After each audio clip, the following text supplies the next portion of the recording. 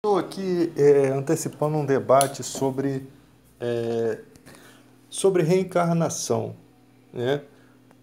Nos últimos vídeos que eu fizer aí no YouTube, alguns vídeos que eu vou fazer, eu vou estar debatendo sobre assuntos relacionados à doutrina evangélica, à doutrina espírita e às demais pessoas que quiserem entrar nesse debate.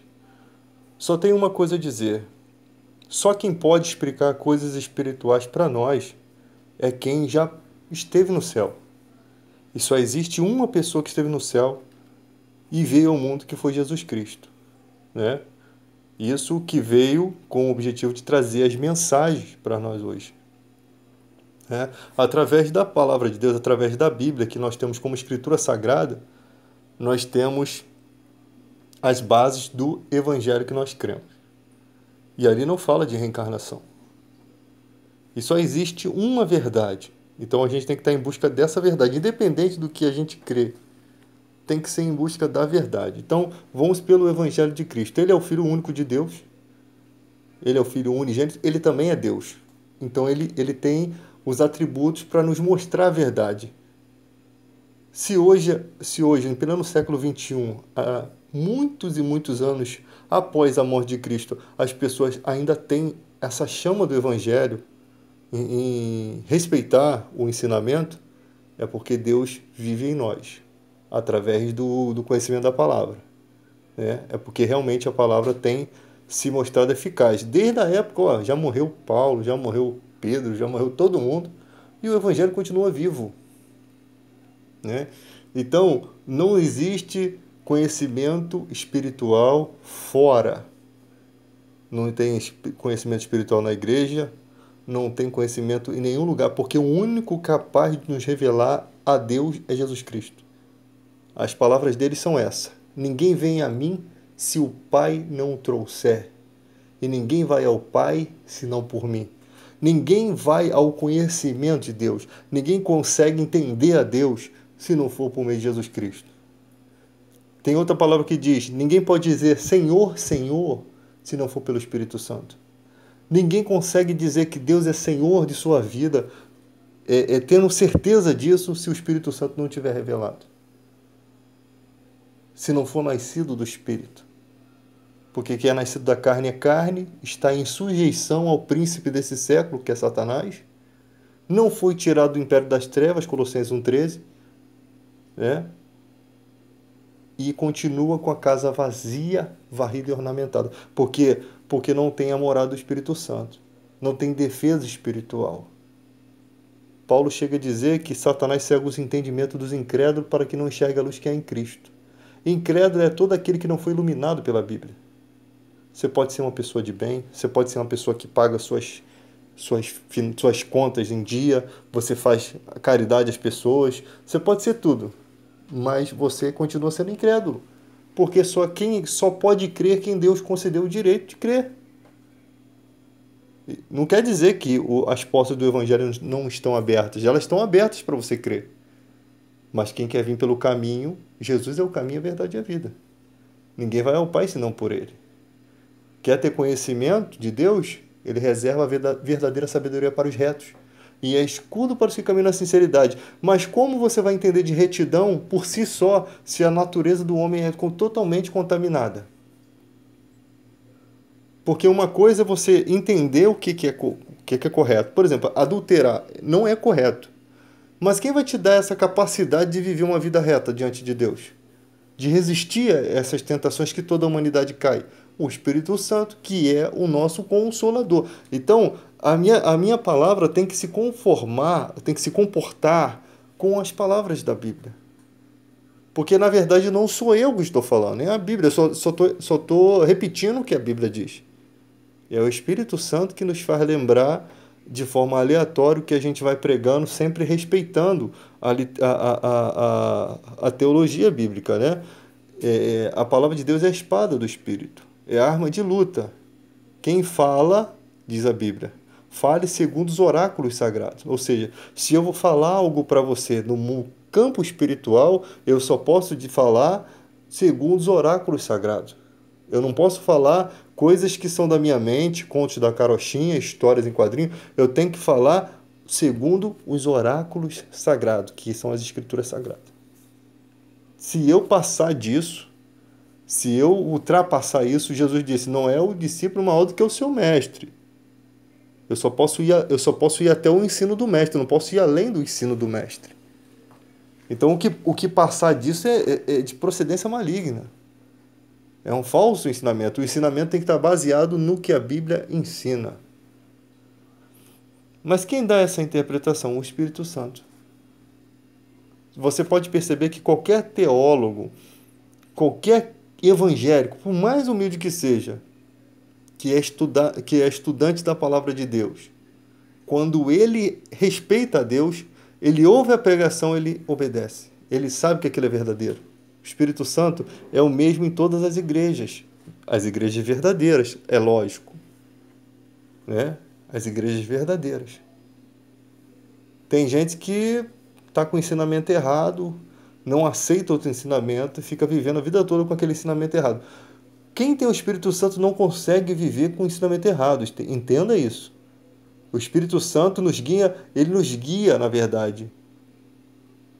Ele nos guiará em toda a verdade. Ele nos convencerá do pecado, da justiça, do juízo. Do pecado porque não crer em Deus, não crer em Jesus. Ele nos convence, ele nos ensina, nos instrui, porque o Espírito Santo glorifica Jesus, recebe do que é dele. Isso está escrito na Bíblia. Então, se eu vou falar algo para você, tem que ser segundo os oráculos sagrados. Na questão da reencarnação, não há base bíblica, porque esse mundo vai acabar. Esse mundo está com prazo de validade. Vai reencarnar onde? Não vai ter mais corpo aqui? O corpo prometido é um corpo celeste, um corpo glorioso, um corpo capaz de ver a Deus. A Bíblia diz que tudo isso está preparado antes da fundação do mundo, já era plano de Deus. O Cordeiro foi morto antes da fundação do mundo. Já era plano de Deus a morte. Por quê? Porque Deus sabe tudo, sabe o futuro, sabe como é que vai ser, sabe como é que tem que ser, não sei, sabe? É difícil imaginar essa história em relação a Deus, a história do universo em relação a Deus.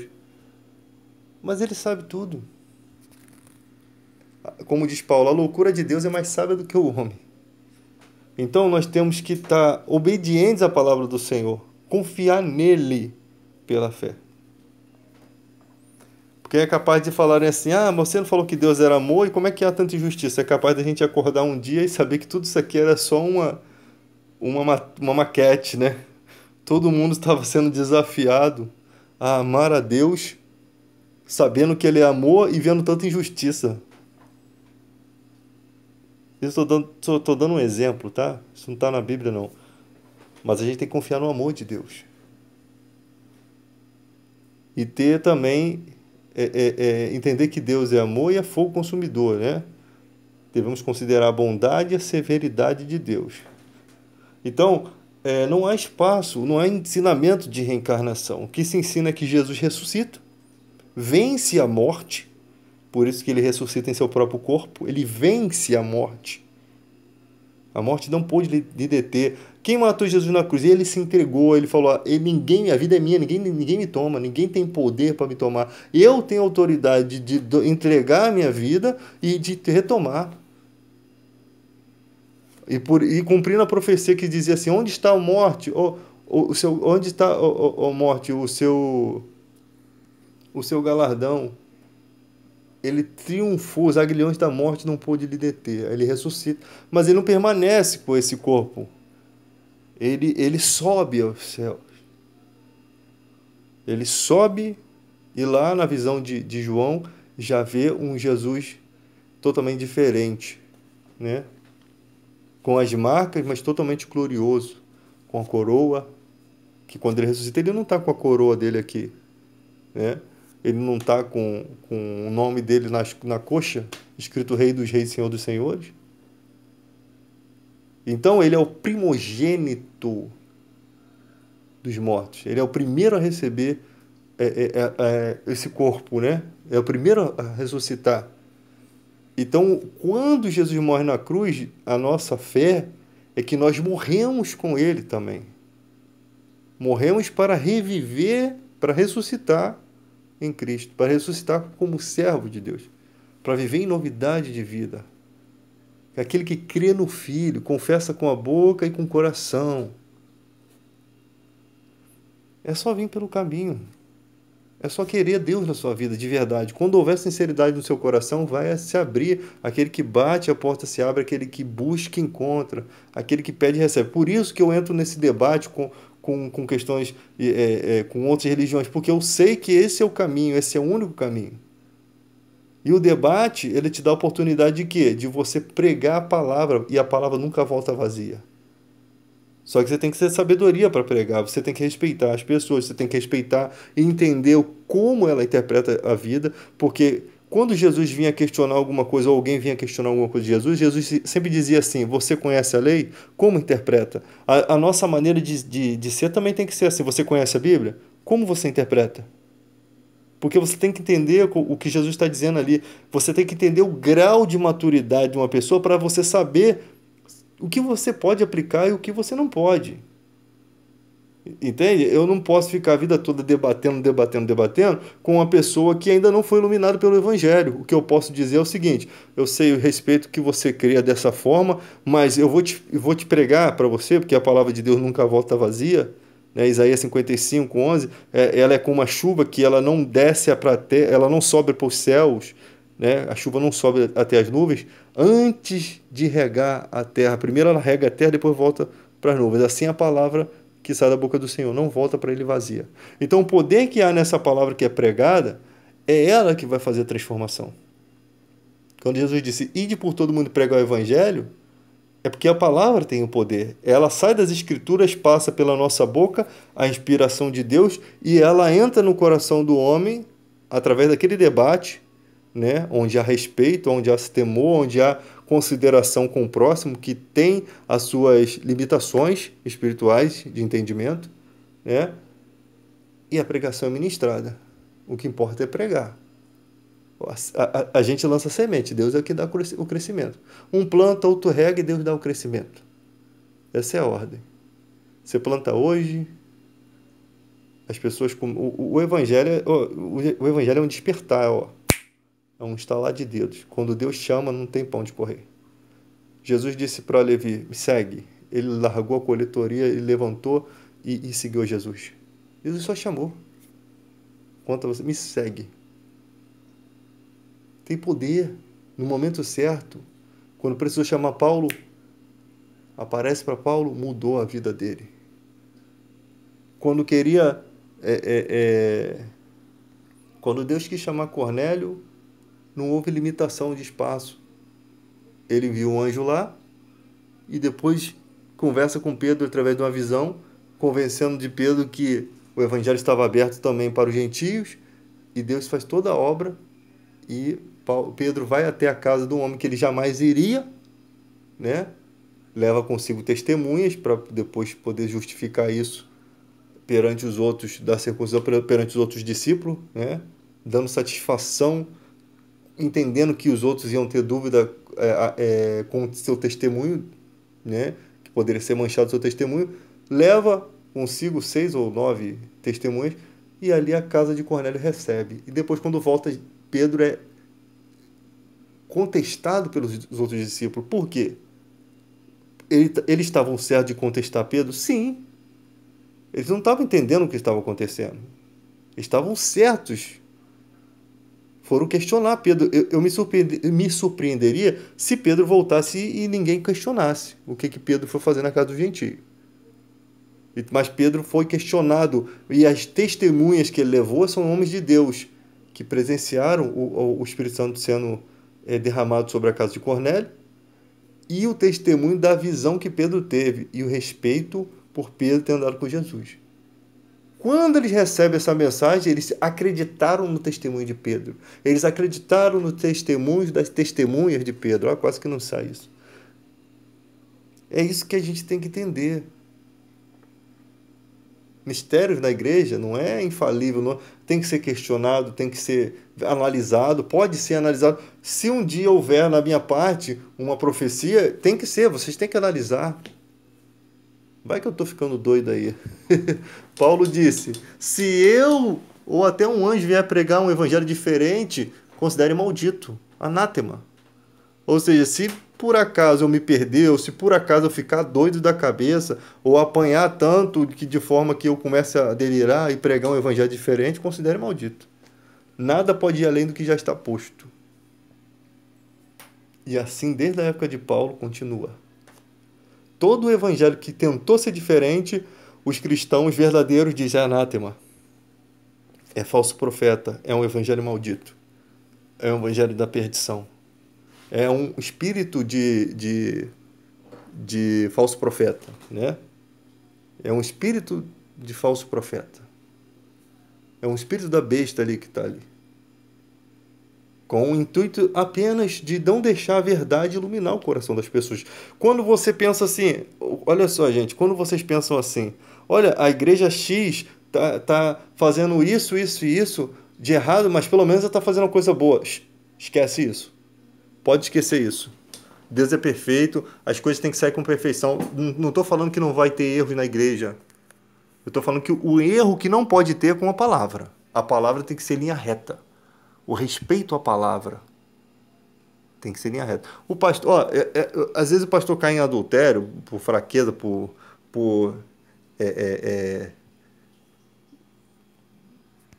falta de oração, por falta de uma vida espiritual com Deus, né? Ele acaba caindo, né? Acaba não aceitando atenção. Eu te digo que isso não é nem tão grave quanto você pregar o evangelho errado. Não é tão grave, porque o cara erra ali, ele vai assumir as consequências do seu pecado, né? Seja o que for, os sofrimentos que ele vai ter que passar. Às vezes nem não assume nada, às vezes não acontece nada, mas às vezes acontecem consequências. Mas ele, quando ele retorna, ele continua pregando a verdadeira palavra. O falso profeta não, ele passa a vida toda em adultério espiritual. É a vida toda prostituição espiritual. Então parece ser mais grave. Não, todo pecado tem sua gravidade, sim. Não estou falando aqui, querendo comparar uma coisa com a outra. Mas se a gente for ver entre o que seria mais proveitoso para o evangelho, o cara que caiu, que se recuperou e voltou para o caminho, continuou pregando a palavra verdadeira, e o cara que ficou a vida toda na pregação errada, se a gente for comparar, aquele irmão lá se consertou, não deveria ter caído, mas infelizmente caiu, mas se reparou, se consertou. O evangelho não deixa as coisas que para trás ficam e prossigo para o alvo. Tem coisas que não dá para você fazer mais nada. O que você quer que Deus faça? Você errou, você quer que Deus te lance no inferno? Não, ele te concede o direito ao arrependimento, você está em vida. Só que arrependimento é o quê? Mudança. Transformação, conversão, é não fazer mais. Aí o cara faz de novo. Enquanto a vida, há esperança, tá, gente? Porque também tem muitas consequências. Tem gente que adulterou, tem consequências que não podem mais ser mudadas, coisas que não podem mais voltar atrás, que está trazendo sofrimento, afastamento dos filhos, perda da casa, é um monte de coisa que na hora do bem bom, lá do prazer, a pessoa não se liga. Mas depois que há a queda, só ele sabe. Pode posar de bom moço, né? E tem gente que não acontece nada. Tem gente que parece que limpou a boca e acabou o erro, né? Seguiu em frente. É esquisito isso. Mas não houve verdadeiro arrependimento, né? E agora?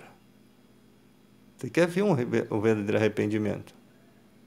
Porque continua em queda, continua em decadência. Tem gente que foge. Uma das maiores coisas que acontece nos homens de Deus quando eles não querem ver que os seus pecados sejam vistos, eles se mudam para os Estados Unidos. Eles fogem, ainda mais quando são ricos. Eles fogem, somem. Eles não podem assumir a vergonha.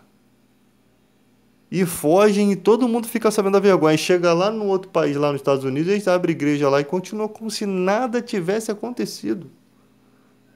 Com a mulher de adultério, vivendo com ela. Eu estou aqui para julgar a vida das pessoas, não, tá? Só estou dizendo que acontece, realmente acontece isso. E não é certo isso. Você representa o cristianismo. Você não pode jogar no lixo tudo que você pregou. O que eu estou pregando hoje é a mensagem de Deus.